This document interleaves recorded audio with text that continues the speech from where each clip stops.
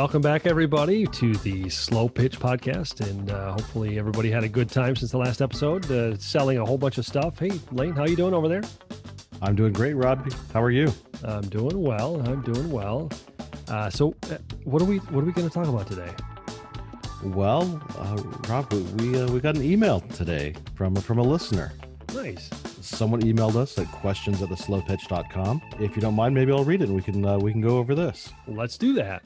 Dear Slow Pitch, I'm in a really frustrating situation. I was referred to a potential client through a mutual professional connection. The client needs creative marketing services. I own a boutique marketing firm. We had lengthy talks regarding their needs, and I pitched them some ideas, some of which required me to travel across the country to their headquarters. We even discussed specific dates for my travel, which are coming up in the next few weeks. I gave them a ballpark price range for all aspects of the project. They didn't even bat an eye at the price, so I went ahead and emailed them a formal proposal. Since then, nothing. Ugh. They've not reached out to me, let alone sign the contract. Not only do I feel like I spent a great deal of time assessing their needs, but I'm supposed to be traveling for them really soon. I feel like the clock is ticking on that, and I'm really surprised they haven't given me an official green light. Meanwhile, I'm sitting here stewing, not knowing how to proceed. What went wrong? What should I do now? Sincerely, Ghosted in the Midwest. Wow, that sounds really frustrating. I don't know about you, Lane. What do you think? Yeah, that drive me insane. Let's see if we can dig into some of the problems that we ran into here, and then maybe get into some of the solutions of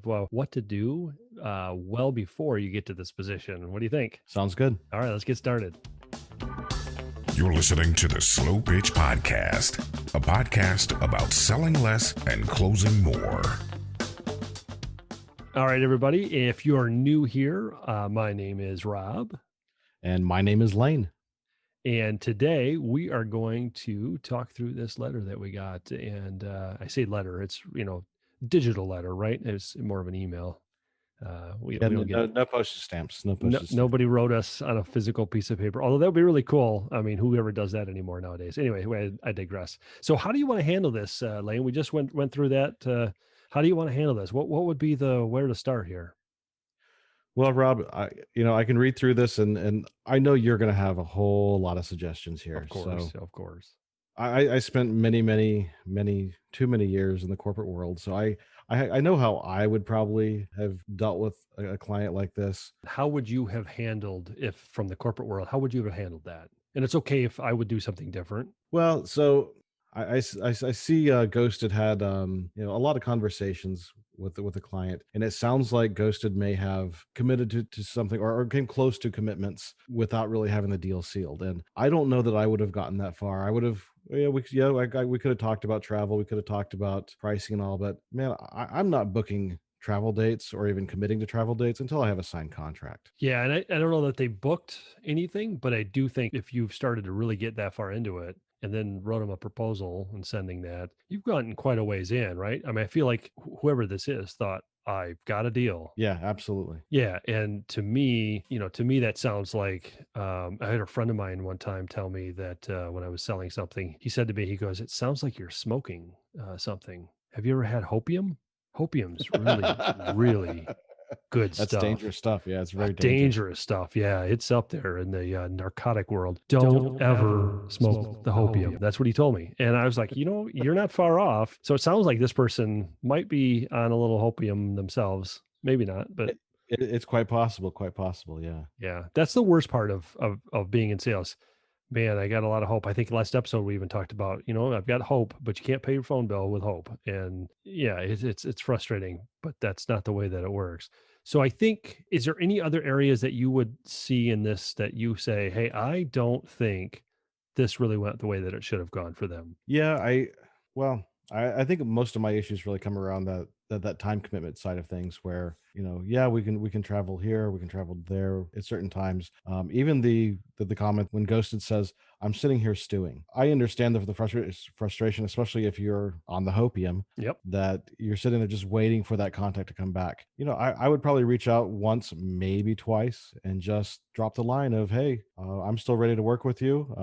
As soon as we have a signed contract, we can agree on dates at that point in time. But until then, it's all on the client at that point to come back and actually give you the yes. Yeah, and they're not even a client yet, right? True. To me, you're waiting. And I think if you were to look at this objectively and ghosted, I don't mean to offend you. However, if you looked at this objectively, like we are, we don't know you, we don't know this story, we don't know what all the Yeah. background behind it. But based on what we're seeing here, it sounds like you would possibly think of the potential client as being rude, as being a problem, as being somebody that doesn't, give you the respect that you deserve. And all of that may be true. But my question would be, who do you think's honestly, who is at fault here? Whose problem is this really? Is it the client or is it ghosted? I think it's Ghost. I think Ghosted set themselves up for a letdown, and and maybe it is just that hopium factor. But Yeah. I really like that. That's Yeah. Oh, it was when he said that to me, I was like, oh man, that is like brilliant. And I think this is one of those situations where, you hear it, you give him credit, right? And I'm giving him credit that he gave me that. yes. And then I might give him credit one more time, but after that, it becomes mine, I think, right? I don't know, maybe not. Oh I don't yeah, know. absolutely. Yeah, sure. So that's how it Possession works. is 9/10 of the law, right? That's right. That's right. Possession 9/10. So to me, back to this though, I think I look at it and say it starts in the beginning of your conversation with any potential client. I think you need to have some sort of an agreement that says, hey, we're going to talk. We're going to go through all of this information. You're going to have some questions. I'm going to have some questions. We're going to kind of work through this a little bit and figure out if this is a good fit or not for us, and see if it's a good fit. We're a good fit for you. Honestly, we don't know if we are. And I think at the end of that conversation, we have to figure out, do we want to work together? Do we not? And I think when we get to the point of deciding on, we need to start to write a proposal or an estimate, then at that point, we know that you are comfortable with working with us. We know that you're comfortable with the rate that we're talking about, or the approximate rate that we're talking about. We know that all the people that are supposed to be involved are involved and have their opinions heard, and that they are going to be able to decide on whether this is a yes or no, all before I write the estimate and give it to you. And if you're comfortable with that, we'll figure all that stuff out. We'll take it one step at a time. But when we get there, can we make some decisions when we put that proposal together right then and there? Can we do that? Because if you do that, suddenly they know what the rules are for the game.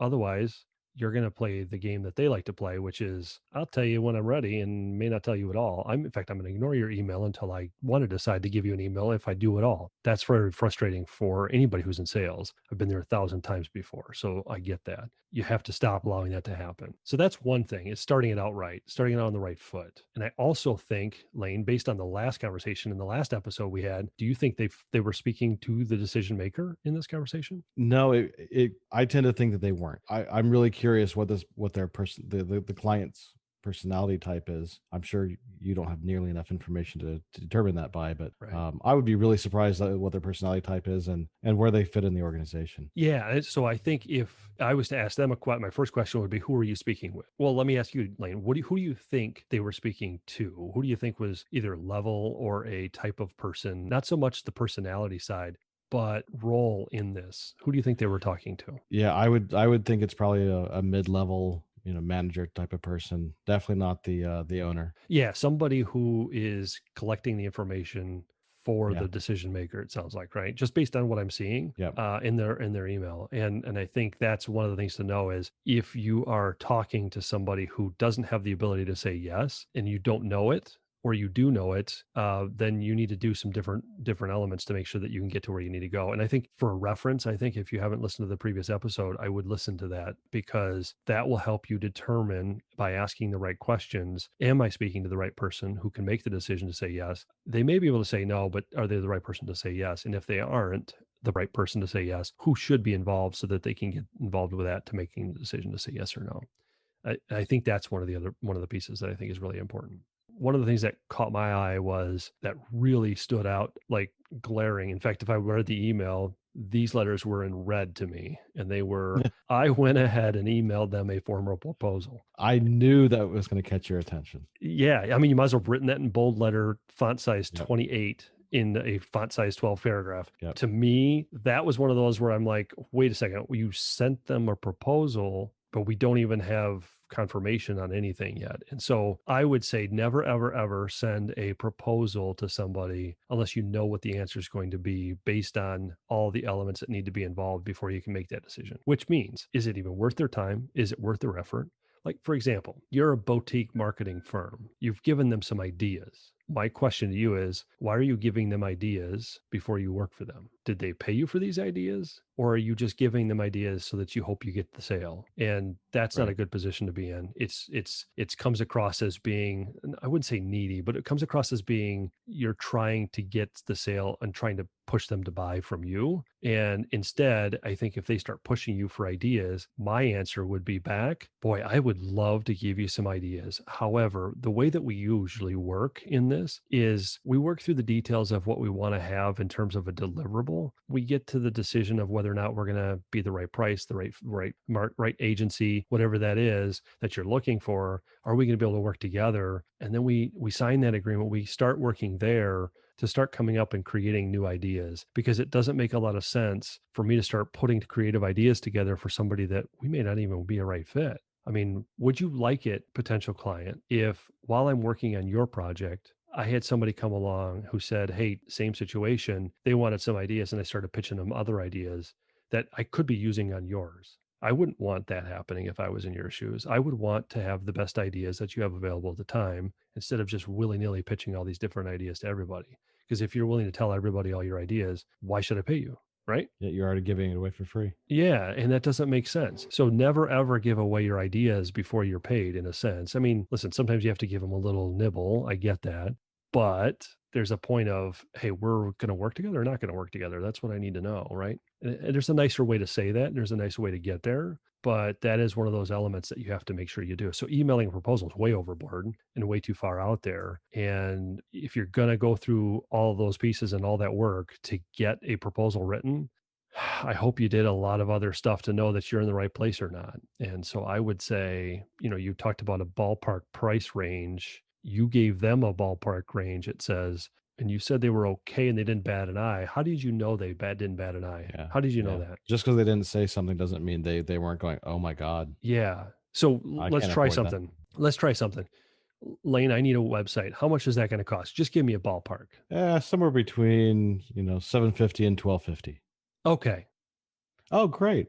Now, did that mean I'm good? Does that mean I want to buy? No, I'm No, like, okay, that's what I heard. But maybe my Yeah. okay in my head is like, okay, that's way higher than I expected. Or Right. that could be in my head, it could be, okay, this seems really low compared to what I paid before. My last time I paid $5,000. Yeah. Yeah. And why is it so low? So how do you know that they didn't bat an eye? Did you ask the question when you started talking about ballpark ranges? If you were the one that was bringing it out first, did you ask them, how does that fit? Does that fit with what you were thinking, or is that way out of the range of what you were thinking? A lot of times when I talk to people, we get into the ballpark range thing, I'll say, listen, it can range. And there's a couple of options in front of us usually. So option one could be between $2,000 to $5,000. And another option could be around $6,000 to $8,000. And then I have another option that's $10,000 to $15,000. I would guess the 10 to 15 is probably not in the range that you're looking for. I'm just based on what we talked about, I don't think that's going to be the need or what you're needing. If you had to pick one of those, what's the range that kind of fits? And they always pick the middle one. I don't know why. And then sometimes they pick the lower one, but very rare, most times it's the middle one. They don't want to sound cheap. Yes, and that's fine. Okay, so the middle one, why did you pick that? What's kind of walk me through the decision as to why that would be the range that you were expecting, and where did you come up with that number? Because when you start asking those questions, all of a sudden they're legitimately that's the right number, or they're saying, yeah, that's fine, but that's because it's too high and they don't want to even deal with you anymore. They're just trying to find a way to get off the phone. And you have to narrow that down a little bit. And you'll know by asking some of those questions whether or not they're really serious or if they're just working through the steps to try to get you a number. And then, or better yet, when you give them ballpark range and you give them 3 ranges, I've also had this, I've given them 3 ranges and they say, okay, that's what we thought. Okay, let me get back to you. What? Let me get back to you. Okay, what happened? And they're like, yeah, all those are too high. You could just tell, but they Yeah, didn't yeah. say it. And so it's like, I just have to, at that point, call it out and say, boy, it doesn't sound like any of those were in the range that you were looking for. And at this point, I think I should probably just assume that we're not going to do business together. And that's okay. I don't mind. one way or the other. They'll either say, nope, that's true. We're not going to work together, and that's okay. Or they'll say, no, that's not it at all. I can't talk anymore for right now. There's something that's happening and I have to go. Oh, that's a little bit different, but that doesn't happen very often. It's usually, no, you're right. That's not the range that I was looking for. Do you have a question about sales? Call or text your question at 608-708-SLOW. That's 608-708-7569. Or you can email them to questions@theslowpitch.com. Now, back to the show. Rob, another thing I noticed was Ghosted talked about travel. I'm curious, when they talk about travel, it sounds like they kind of discuss dates, but travel can get really expensive the closer you book. So, I'm curious if they covered the cost of that travel within their proposal. Did they discuss how that was going to be handled? Who was paying for it? When they were going to book? Yeah, to me, that's a good point. I feel like if I booked a flight tomorrow or versus 3 months from now, in the email it says we even discuss specific dates for my travel, which are coming up in the next few weeks. Now, Yeah. if you've got a whole bunch of stuff you've got to do to plan this in 2 or 3 weeks, the prices are going to be significant, right? Yeah. You need to buy those tickets 3 weeks out to get the best price, at least. Yeah, at least that. So here's the other thing that I've always noticed. I don't know why this is, but when I deal with somebody on the phone and they're talking to me and telling me we need this right away, we need to we're going to decide really fast, and this got to get started, and we got to have this date. This is the date. It's drop dead date. It's got to be done. Have you ever had that where they're like, I need this really Oh, yeah. fast? Yeah. Yeah. Oh, yeah. Have you ever asked them the question, in which Ghosted should ask the same question, is why that date? Can you help me understand what's going on that date? What happens if it's 3 weeks later? What happens if it's a month, 2 months later? And what Yeah. happens if it's sooner? What happens then? Do you know that if I've asked that question, 99.5587335% of the time, which is, a made up number, but most of the time they answer with, oh, no, it's just, that's when we want to have it done by. It's not, we are launching something and it has to be fully infected and this has to be live and everything has to be in place. No, very rarely. Every once in a while that does come up. And I've had it where they say, we're going to have this event on this particular date. This needs to be in place. Okay, fine. Understand that. But they usually book those far enough out in advance to get that stuff done in time versus, hey, I just need this done by this date. So ask the question, why that date? Why is it coming up in the next few weeks? What's the problem with 2 months from now? What happens then? That tells me that Ghosted really didn't get into the pain side of things either, because how much is this costing that company or causing them problems, or what are they dealing with by not doing this? And if they've got no reason to buy, they're giving you a false deadline. It's a red herring. It's a garbage thing. It's just a goal or a target. It's not actual real commitment. Yeah. Yeah. And the other thing I noticed in the email that says, not only do I feel like I spent a great time assessing their needs. So I think about, if you've spent a great time assessing their needs without being paid, I go back to the pitching some ideas, same thing. Why are you wasting your time or spending any energy on something that you're not being paid for? It's not time yet. You don't need to do that. I have a dog that every day at 5:30 is asking for food. He's like whimpering, whining, 5:30, I want something. And I know what he wants. If it's 5:15 and he starts that on me, I look at him. He learns the phrase. I look at him and I say, it's not time yet. And he knows, okay. And he goes and lays down. It's very weird. He literally goes and lays down. It's not time yet. And the same thing here. When you're out there working before you're paid, sorry, but it's not time yet. You should not be working yet. That's some sage advice. I don't know about sage, but it's certainly something that I've noticed and learned from my dog. Let's put it that way. Yes. Lessons I've learned from my dog. Lessons I've learned from my dog. So the other question I would ask is, when did you ask for a decision from them? So when did they commit to getting back with you? Besides the fact that this person's not the decision maker and that you haven't asked for the decision maker to be in front of you, besides that fact, let's say they said you're never going to talk to the decision maker personally. When did you get a commitment from them that they're going to have a decision, a yes or a no, by this day? Because that's the worst case scenario. Best case scenario would be when you kind of went through the proposal with them on Zoom or on the phone or in person, whichever that may be, So you've gone through, here's all the things we talked about. Here's the problems we're fixing. Here's the issues. Here's the potential cost that it could cost by not doing this. You're putting it all in there. Like, here's all the stuff that's going to cause you problems by not doing these in a format that's positive, puts you in a good position. And here's the investment that's going to take to get that fixed, that solved, whatever that might be. That's where you go through that whole proposal and that presentation, if you will. And at the end of that, you should have a decision. You should be able to say, so where are we at here? What do you want to do now? Do you want to Yeah. close this out and say nope? Or do you want to say, hey, let's move forward? What's going to happen next? And they'll tell you if it's a no. Trust me, they'll tell you. And if they don't tell you a no, and they say, well, I want to think about it, you got another issue, right? Like, how do you deal with I want to think about it? Have you ever had that, Lane? Yeah. I don't know that I have a good way of dealing with that. So I know how it makes me feel when you get that. I got to think about it. And what goes on in your head when you hear I think about it? It's oh gosh, what did I do wrong? What did I say wrong? What did I guess wrong? What did I price wrong? What did I do wrong? Have you ever asked those questions? No, that's that's very fair. I guess I probably should ask those questions. It wouldn't hurt.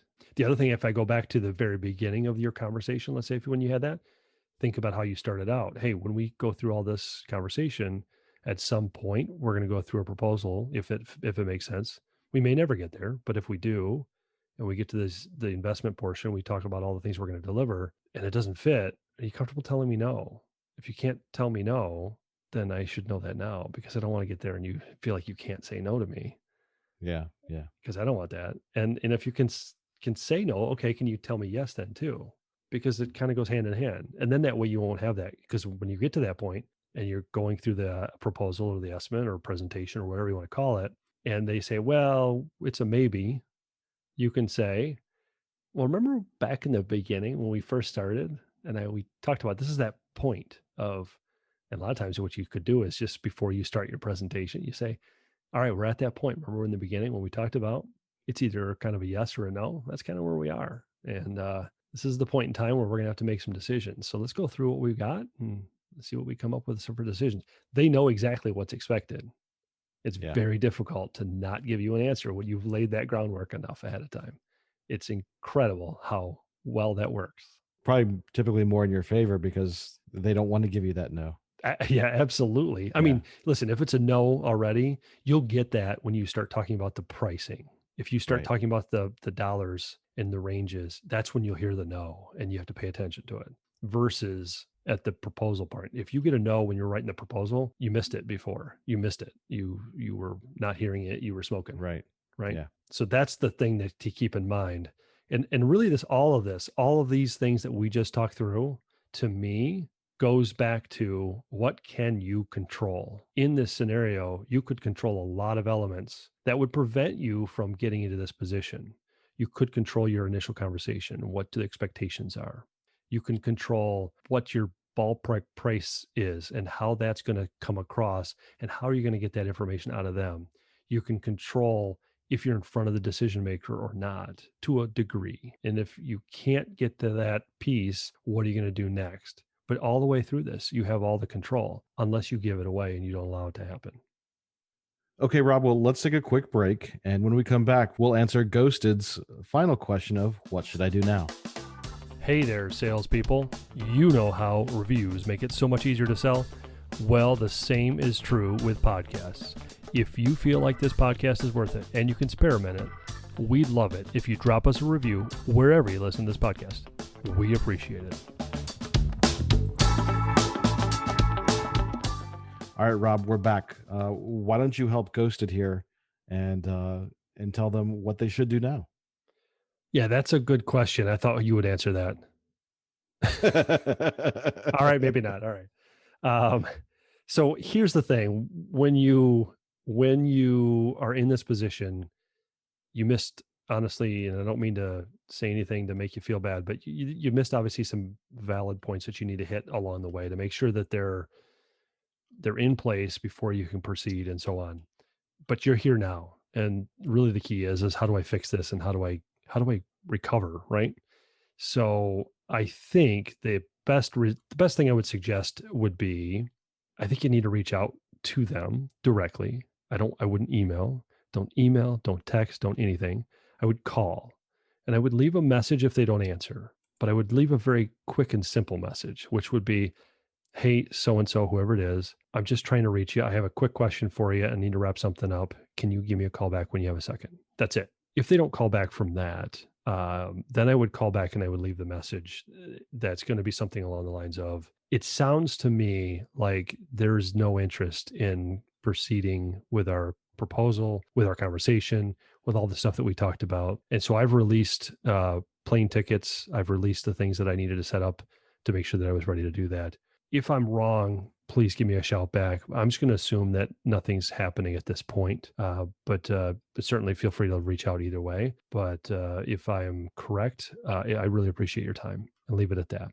Usually you'll get a response from somebody if they're really serious about buying. If they were really wanting to buy from you and you called them and left a voicemail that basically said, hey, I don't think we're working together. I'm releasing the plane tickets. I'm doing this. I'm doing that. I'm basically shutting you down. They almost always will call you back and say, no, don't do that yet. We're still deciding and we're still, okay, now you've opened the conversation back up again. So you can recover from that point. So remember that point there. The other thing is if they answer their phone, then you're kind of in that same point. Now you have some questions you need to ask, right? So now you say, okay, I really appreciate you calling me back, or I really appreciate you answering the phone. I have a couple questions for you. You have a few minutes? Absolutely. All right. Well, first of all, I want to apologize. I made a terrible mistake. How so? Well, I mean, I made a terrible mistake in some of the stuff that I do to make sure that I put all this stuff together for you in our conversation about what we were going to be providing for you. Do you want to talk about that real quick? Yeah. What was the mistake? Well, yeah, I feel like it's a big deal. Like to me, it's a really big deal. Okay. All right. So now, Lane, what do you think I'm going to tell you? You think it's going to be? Oh, I think you can tell me you host everything up and everything you Everything's told me is wrong. garbage. Yeah. Everything's wrong. We're starting from square one. I could be, I could have gotten your one of your kids pregnant. I mean, it could be something really major, right? It's like, this is what is happening. Well, from across the country, that might be It's kind of hard, tough. but Okay, fair enough. But it's one of those scenarios where you're setting up this situation where you're like, this sounds really bad. I don't know what's going to happen. And so they're now all ears, right? yep, All 100% ears. attention. Yeah. Yep. Now, here we go. All right. So let me kind of share with you some of the things that I think I messed up. One of the things that I messed up with was, it feels to me like there's some other folks that are involved in this decision making, because I know you, based on our conversation, probably could have easily made a decision and said, hey, let's go. I'm guessing some other people involved. Does that sound right? Yeah. I got a boss I got to talk to. Yeah. So based on that, what were some of the questions that came up? So now you've got them telling you the questions that came up in their conversation, right? Right. Yeah. Now we know that this person is the interim person, the person in between. If you're going to try to sell still, what you need to do is help them sell you, because it's too late to get in front of that boss. You could ask, but the likelihood of you now being able to interject yourself in front of the boss is going to be difficult, because they've had all Right. these conversations and everything else, and they might be talking to the other people. So I think your question then becomes, if you've already had that conversation with the boss, what questions came up? They give you a question or two, then you can start to deal with that. If they came back to you and said, hey, here's one of the questions that came up. When we talked about that price, does that include this, this, and this? And your answer is not yes or no. What should your answer be? You're going to fall back on those ranges again. What the options are, aren't you? Maybe. I would say, if they said these are the things and what gets delivered, I would answer the question with another question, which is, what were your expectations of what was being delivered? Because when we wrote the estimate or the proposal, it's already in there. They already know. And if it's not clear, then I need to know what they're thinking. Is what they're thinking accurate or not accurate? So I'm going to ask them, what were your expectations? Well, we thought we'd get X, Y, Z, and some of A, B, and C. All right. Well, that's good to know. So what if I told you that A, B, and C are not included in that range? and the A, B, and C are actually in the other range that we talked about before. That was the higher range. What happens then? Oh, then we're not going to buy. Okay. Now you know. Probably not Yeah. going to get it now. But Yeah. you just found out it didn't take long. If you know you're up against two other companies, two other estimates, right? It's you and two others. Here's another question you can ask. You can ask the question of this person that you're working with. Let's assume that I'm not one of the three. I mean, what if I took my estimate out and you had to take the other look at the other two? You must have a favorite at least of one of those two. Do you have a favorite of one of those two? So let's assume that they say yes. And when they say yes, we have a favorite, I actually have one of those two. Interesting. Can you tell me a little bit more? Like, what do you like about that? What's Right, the yeah. thing that you go, this is the thing that I really like about that company? And again, I'm not in the race. Let's just assume I'm not, because I don't even know that I can fit into this based on our conversation so far, but maybe I can. What would you tell me is their strongest piece? And if they tell you, hey, they're really good at this, this, and this, your job is not to go, well, so can I. That's not your Right. job. Your job is to go, do I match that, or have I shown or demonstrated that, right? And if I haven't been able to demonstrate that, well, then you're probably in trouble. You're not going to make the Yeah. sale. Yeah. But if you already demonstrated, then okay. So at some point, you might even circle back to, all right, so now let's say I'm back in the ring there. In your conversations, how did we compare to the other folks? Did we compare positively, negatively? How did we do? And if they say, actually, you're one of the, I've had it where they say, actually, you're one of the leaders. We think we'd like to work with you most of all of them.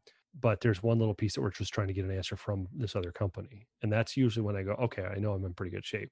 But Yeah. sometimes they don't tell me that. They just say, yeah, I don't know. They can't give me a straight answer. And I know, all right, things are probably not going my way. At which point I can easily say, all right, maybe it just makes sense for me to just, since you already have some good options out there, let me just withdraw my proposal. Take it. I'll take it back. And it's no harm, Yeah. no foul. Is that okay? Yeah. Do you know how many times people freak out when you do that? They do not like you to take their estimate back. Yeah. Now we Yeah. need three. Yeah. Yeah. Exactly. Yeah. So it's not that I'm going to get the job, but there might be a need for them to have that. They could also say, fine, I don't care. Doesn't matter because we got yours already. Yeah. Fine. Exactly.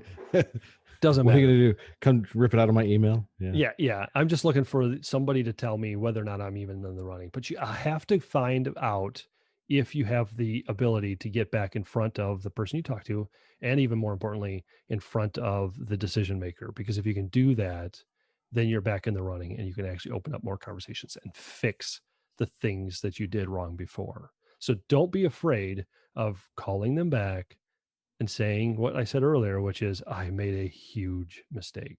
I messed up something really bad. Can we talk about it really quick? I'm so sorry. I feel really bad. Because then they'll listen and they'll take it serious because you take it serious, because you're being serious. You want to make sure this is fixed for them. Does that answer the what should I do now question? I think it does. Okay. Personally, hopefully Ghosted feels the same. And honestly, hopefully Ghosted doesn't feel bad about this conversation. And our intention wasn't to beat up on Ghosted. It's we honestly want to help Ghosted and everyone else out there. So we really do appreciate the question, and we would encourage you to call or text your comments to 608-708-SLOW. That's 608-708-7569. Or email us like Ghosted did at questions@theslowpitch.com. Yeah. And remember, like when you send that stuff in, this is a safe place. This is where we can all learn from everybody's mistakes, because what better place to make a mistake than when you're thinking about it rather than actually in person. So I congratulate Ghosted for actually having the mistake, having the guts to bring it up. I appreciate it. So until next time, we will see you guys later. See you later. Later. Bye. Thank you for listening to The Slow Pitch. Slow down and close more.